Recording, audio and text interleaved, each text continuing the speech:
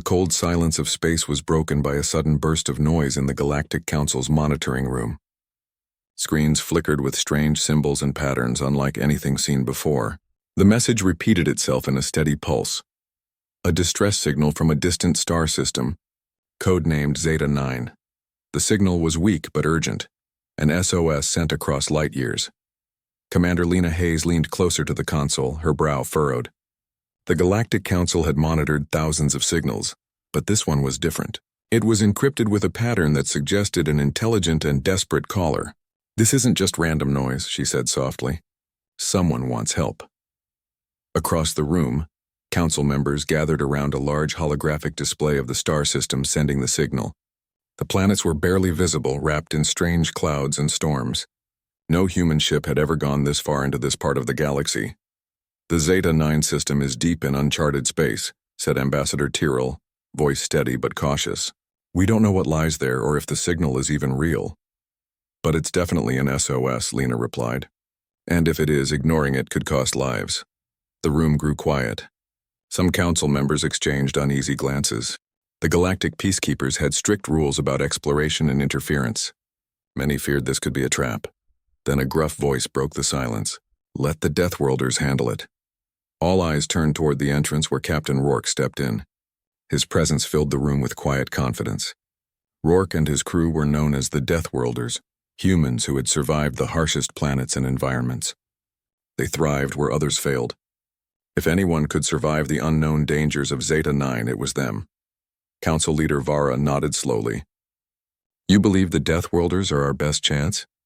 Rourke's eyes gleamed. "Yes, the others might run away, but we don't. We've survived storms, acid seas, predators bigger than ships, and radiation that would kill a normal human in minutes. If there's a chance to save lives, we're ready." The decision was made quickly. The Deathworlders' fleet would be prepared and sent to Zeta 9 immediately. Days later, the Deathworlder fleet stood in the massive launch bay, sleek ships ready to cut through space.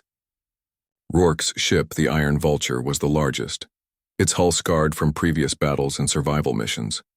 The crew prepared silently, their expressions hardened but focused. Among them was Lieutenant Mara Keene, a survival expert who had grown up on a harsh desert world. She checked her gear once more, making sure her suit's filters were working and her weapons were charged. "This mission will test us in ways we've never seen," she thought, but she did not hesitate. Saving others was what the Deathworlders did best. Rourke gathered his crew in the briefing room. The holographic image of the Zeta 9 system hovered above the table, showing the planet sending the distress call. "We don't know what's out there," he said. "Could be environmental disaster, war, or something worse. Our priority is to reach the signal's source, make contact, and help however we can." A young technician raised his hand.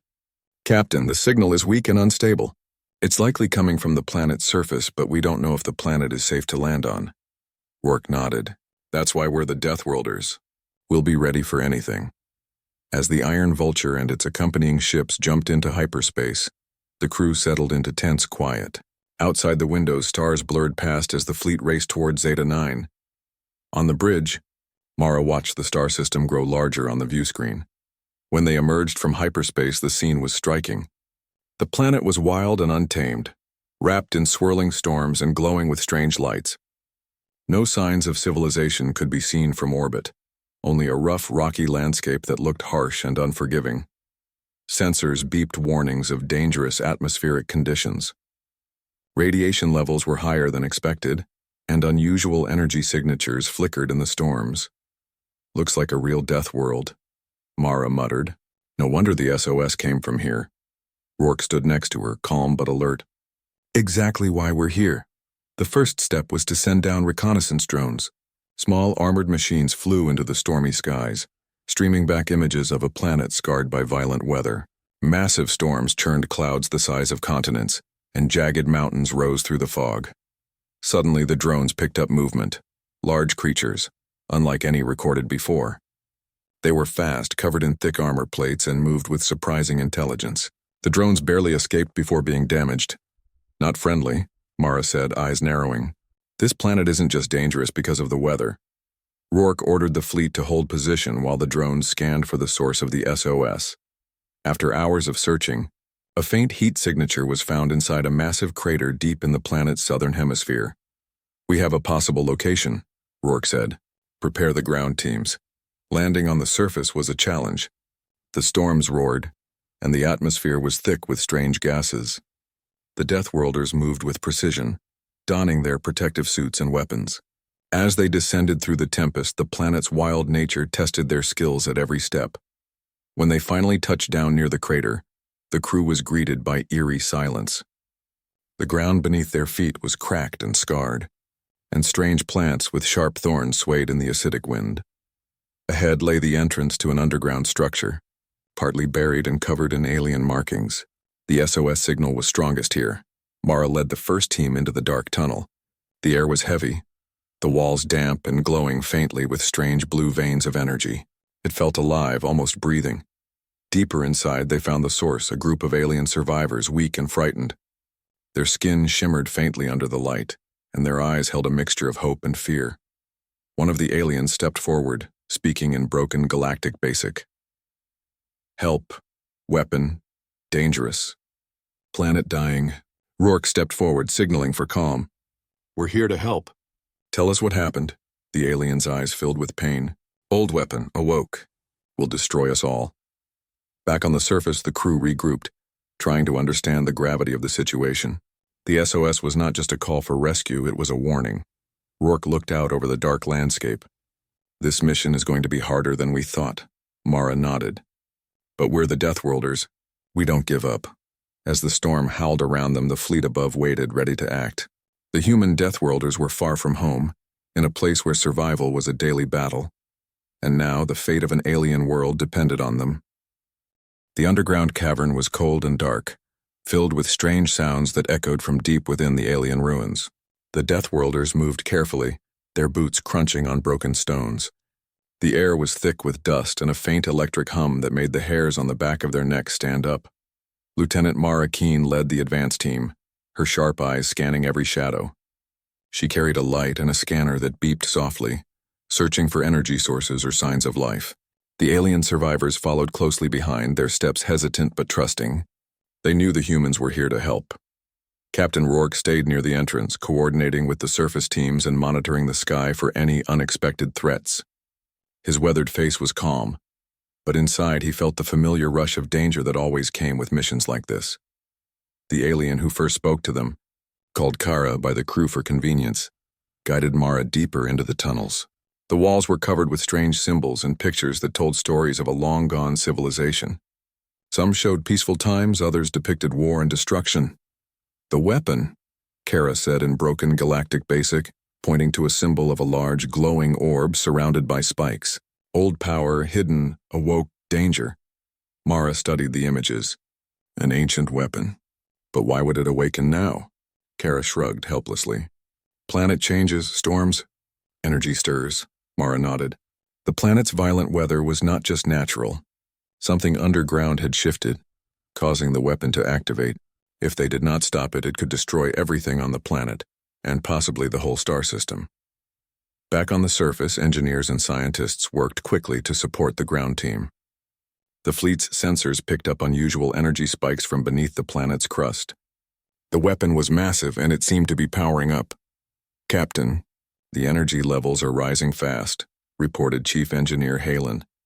"If it reaches full power, it could trigger a system-wide disaster." Rourke's jaw tightened. "Then we don't have much time." He ordered extra patrols to watch the perimeter.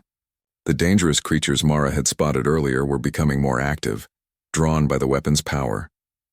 Inside the tunnels, Mara's team reached a large chamber filled with strange machines. Some hummed with energy, others were silent and broken. In the center stood a huge orb pulsing with blue light, surrounded by metal arms that seemed to reach out like fingers. "This must be it," Mara whispered. Kara looked worried. "The weapon is alive. It feeds on the planet's energy. It wants to destroy." Mara examined the controls, but they were alien and complex. Even with the Deathworlders' training, it was hard to understand the ancient technology. Suddenly, the ground trembled. Dust fell from the ceiling as a low rumble grew louder. "Earthquake?" one of the crew asked. "No," Mara said sharply. "It's the weapon. It's reacting to us. The orb's light flared brighter and the machines around it started to move. The air filled with a strange electric charge. "Everyone back!" Mara shouted. They retreated just as the chamber shook violently. Rocks fell, blocking the tunnel behind them. The crew was trapped deeper underground with no clear way out. Up above, Rourke felt the tremors through the ground. His communicator buzzed urgently. "Mara, status report," he demanded. "We're trapped, Captain," Mara replied, voice steady despite the situation. "The weapon is alive and it won't let us leave." Rourke's mind raced. "Hold tight. We'll find another way." He sent new teams to scan for alternate tunnels while engineers on the ships worked to find a way to disable the weapon remotely. Hours passed. The underground air grew colder and heavier. The Deathworlders settled into a cautious watch, knowing the weapon could attack again. Mara spoke quietly to Kara. "How many survivors are left?" "Only a few," Kara said sadly. "We fled here when the weapon awoke. Many were lost in the storms and attacks." Mara felt a weight settle on her shoulders. These aliens were not just victims. They were refugees from a deadly force they did not understand. "We'll stop this weapon," Mara promised. "We always do." Kara's eyes shone with hope. "You are strong, Deathworlders. You survive." Meanwhile, the creatures on the surface grew restless. Large beasts prowled closer to the camp, sensing the intruders. The Deathworlders set traps and prepared defenses ready for a fight if needed. Suddenly, one of the scouts spotted a group of hostile alien ships approaching from a nearby system. They were not here to help. They wanted to take advantage of the chaos. Rourke grimaced. "Hostiles inbound. Prepare for combat." Back underground, the weapon began to change. The orb's pulses grew faster, sending waves of energy that shook the tunnels. Mara's team found a small control room filled with alien symbols and buttons. With Kara's help, they started to decipher the instructions. "It says here the weapon can be shut down, but only by someone willing to risk everything," Mara read aloud. Kara nodded. The old heroes did it once. "They sacrificed to save the planet." Mara looked around at her crew. "We don't know what that means yet, but we'll find a way." As night fell on the planet's surface, the Deathworlder fleet prepared for the worst. The hostile ships moved into attack positions and the storms raged harder. Rourke stood on the bridge of the Iron Vulture, eyes fixed on the dark horizon. "We came here to save lives. We'll leave only after the planet is safe." Mara's voice crackled over the communicator. "Captain, we've found something. A way to stop the weapon, but it's dangerous." Rourke's face hardened. "Send the details." "We're ready." The underground mission and the space battle were linked now.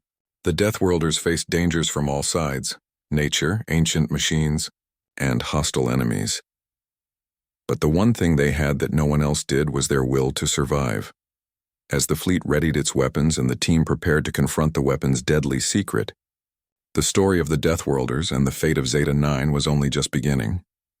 The underground tunnels felt colder now, as if the weapon's power was sucking the warmth from the air. Mara Keen led her team deeper into the labyrinth of stone and metal, following the ancient instructions they had pieced together. The air was heavy with tension, each step echoing in the vast empty corridors. Kara, the alien survivor who had become their guide, stayed close, her shimmering skin faintly glowing in the dim light. "The weapon is more than just a machine," she warned softly. "It was built to destroy, but it also watches." Mara frowned. "Watches? What do you mean?" "The weapon is linked to the planet's mind," Kara explained. "It feels when it is disturbed. It protects itself." Mara exchanged looks with her team. This was no ordinary machine. It was alive in some way, connected to the planet itself. Destroying or shutting it down would be more difficult than they had thought. Back on the surface, Captain Rourke stood on the command deck of the Iron Vulture, his eyes scanning the approaching enemy ships. The hostile fleet was made up of several warships, sleek and fast, clearly designed for attack. "Our sensors detect multiple weapon signatures," reported Lieutenant Jax. "They're preparing to engage." Rourke's voice was calm but firm. "Raise shields and prepare weapons. We're not backing down." The Deathworlder fleet was small compared to the enemy, but they had something no one else did: experience. They were survivors of the harshest planets, masters of tactics and endurance. Below the surface, Mara's team reached a large control chamber. It was filled with glowing panels and levers covered in alien writing that pulsed with energy. At the center stood the heart of the weapon, a massive crystal orb spinning slowly and emitting a soft blue light. "This is it," Mara said quietly. "The core." Kara stepped forward, her fingers trembling as she touched the orb. "This holds the power to destroy, but also to protect. The weapon was built as a last defense, but something went wrong." Mara's scanner beeped urgently. "The power levels are rising again. The weapon is unstable." Suddenly, the ground shook violently. The walls cracked and a deep rumble echoed through the chamber. "Get ready," Mara shouted. Outside, the hostile fleet opened fire. Bright beams of energy lit up space as the Deathworlder ships raised shields and returned fire. Explosions rocked the smaller vessels, but the fleet held steady. "We can't let them reach the planet," Rourke said. "If the weapon triggers while they are here, it could mean the end for all of us." The battle was fierce. The Deathworlders used hit-and-run tactics, darting in and out of the enemy's range. Their ships were slower but tougher, built to survive the worst. Back underground, the weapon's defenses activated. Metal arms shot out from the walls, moving like mechanical snakes. The Deathworlders fought hard, dodging and disabling the traps. Mara reached for a console and began working to override the system. "We need to shut this down before it destroys us," Kara watched nervously. "The weapon senses danger. It will fight back harder." Suddenly, a surge of energy blasted through the room. Mara was thrown to the floor, her suit damaged but still functioning. Her team helped her up quickly. "We can't keep this up much longer," Mara said, voice strained. "We need a plan." On the command deck, Rourke's communicator buzzed. "It was Mara. We found the core," she said. "The weapon is alive and it's trying to defend itself. We need time to work on a shutdown sequence." Rourke nodded. "Hold your position. We're engaging the enemy fleet full force." He turned to his officers. "This is our moment. Protect the planet at all costs." The space battle intensified. The enemy launched fighter squadrons, swarming the Deathworlder's ships. Explosions bloomed in the darkness as small vessels were destroyed, but the Deathworlders held their ground. Rourke piloted the Iron Vulture through the chaos, targeting the enemy's command ship. He knew if they took out their leader, the rest would retreat. Underground, Mara's team worked quickly. Kara helped translate the alien writing as Mara input commands into the weapon's control panel. The shutdown sequence was complex, requiring precise timing and coordination. Suddenly, the weapon pulsed with a blinding light. The energy surged through the chamber and the walls shook violently. "Brace yourselves," Mara shouted.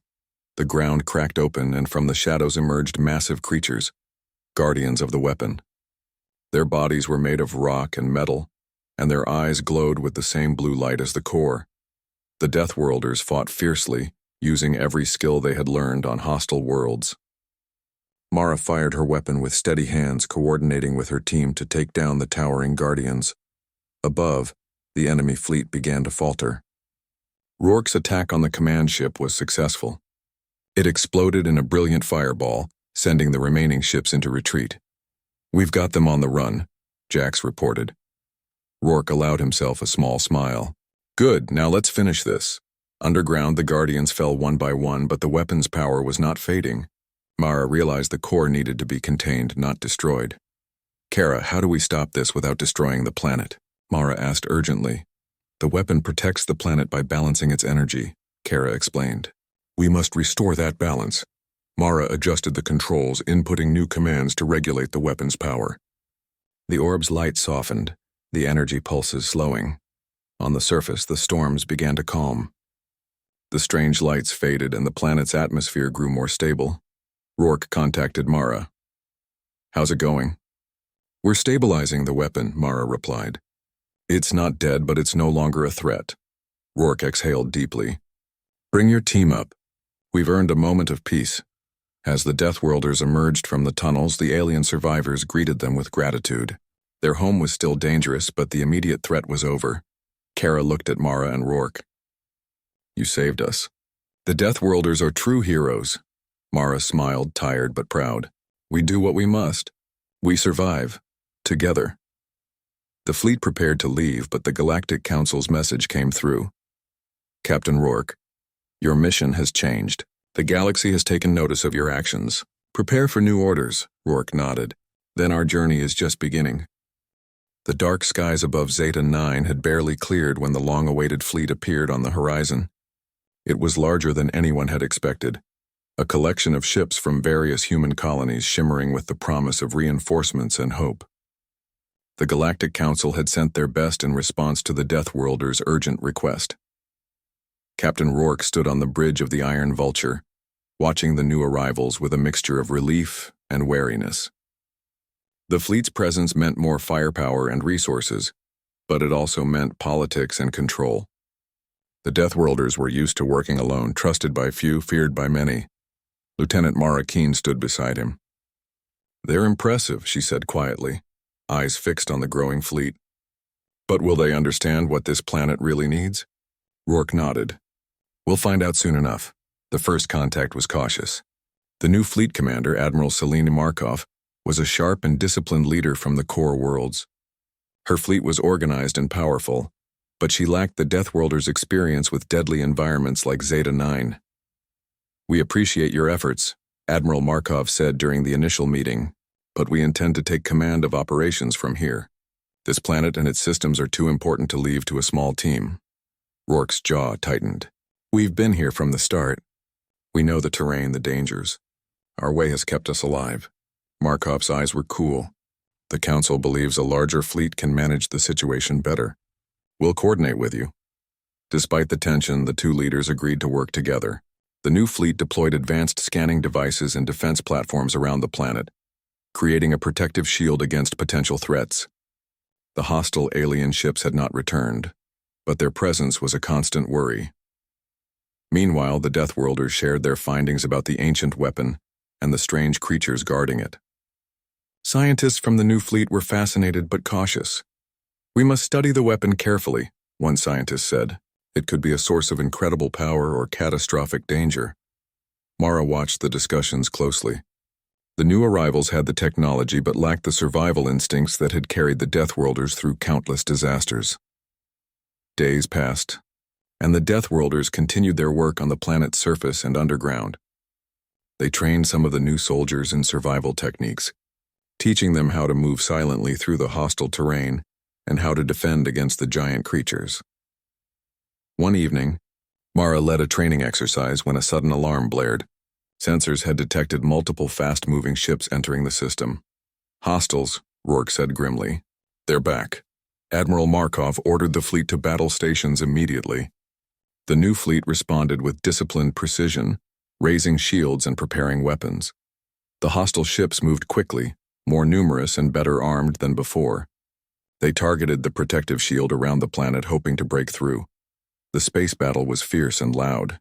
Explosions lit up the void as beams of energy tore through the darkness.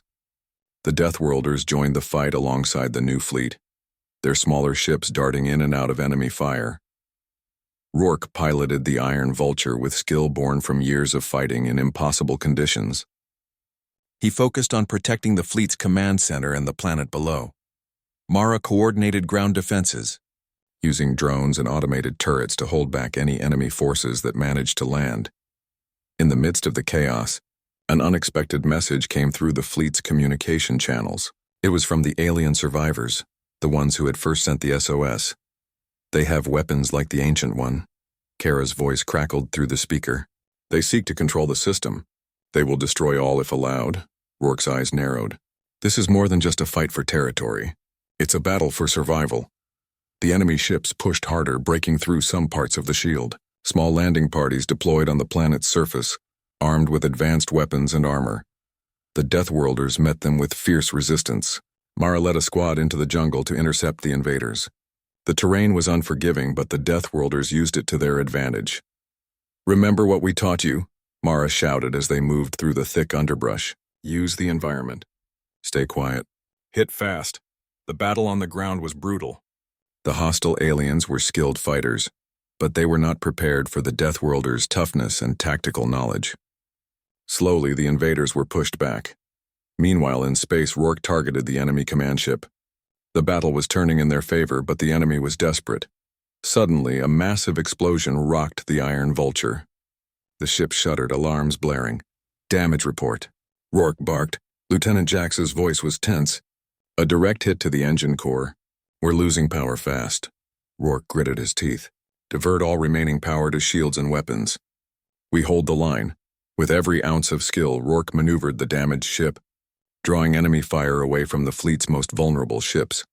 Back on the ground, Mara's squad received word that the underground weapon was showing signs of instability again. If it reactivated fully, it could wipe out everything. "We have to stop that from happening," Mara said firmly.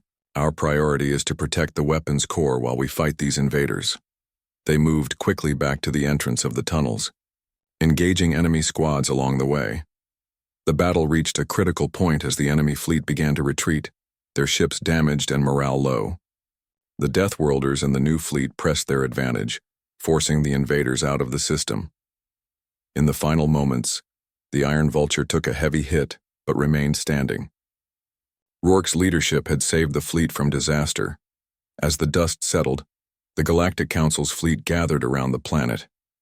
The protective shield still shimmered, holding the planet safe. Admiral Markov approached Rourke, respect clear in her eyes. "You and your crew have proven your worth. The Deathworlders are more than just survivors, they are heroes." Rourke nodded slowly. "We don't do this for glory. We do it because it's the right thing. Because no one else will." The alien survivors came forward to thank the humans. Kara spoke with a smile. "You saved our home. We will never forget." Mara looked out at the strange landscape, now quiet and peaceful.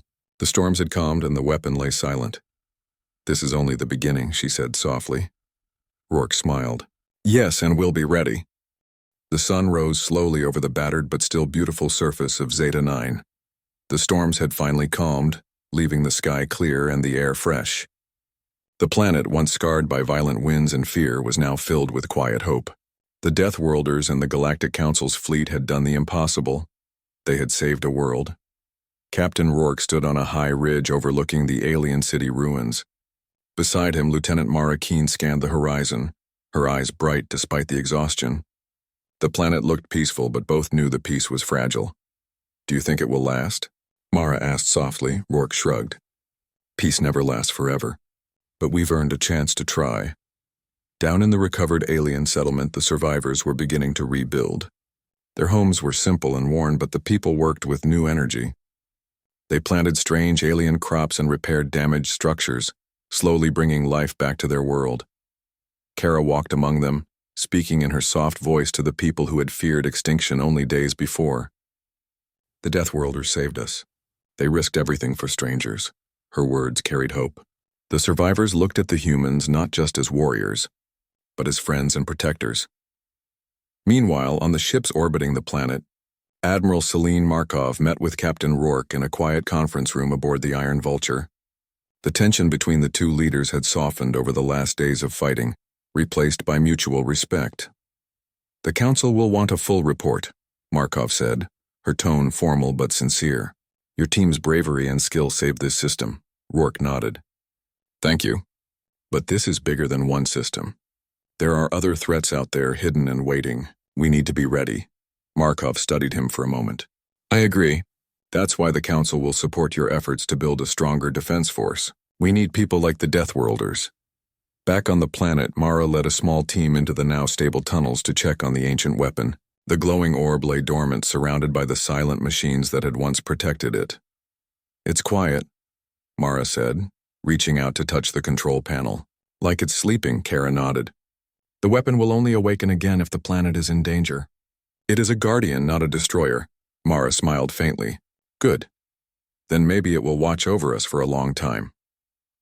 The fleet began preparations to leave Zeta 9, but something was different.